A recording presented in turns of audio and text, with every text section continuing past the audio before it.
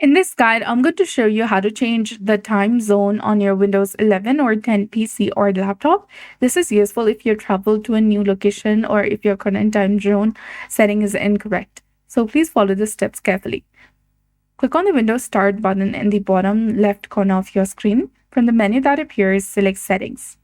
From here, click on Time and Language, then click on Date and Time from the left-hand side of the screen. You'll see an option called Set Time Zone Automatically. In the time zone section, if you click on this drop-down menu, you'll get other different options to go for. Likewise, you can go ahead and select date time and regional formatting, then select your country or region, and then current format as well.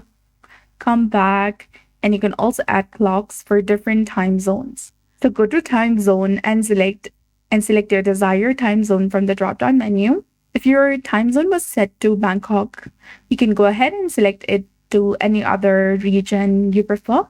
You'll see the changes applied immediately, and you can easily switch it back if you travel again or need to adjust it for any other reason. So that's it. I hope you found this video helpful. If you did, please like, share, and subscribe. Thanks for watching. We'll see you again in the next one.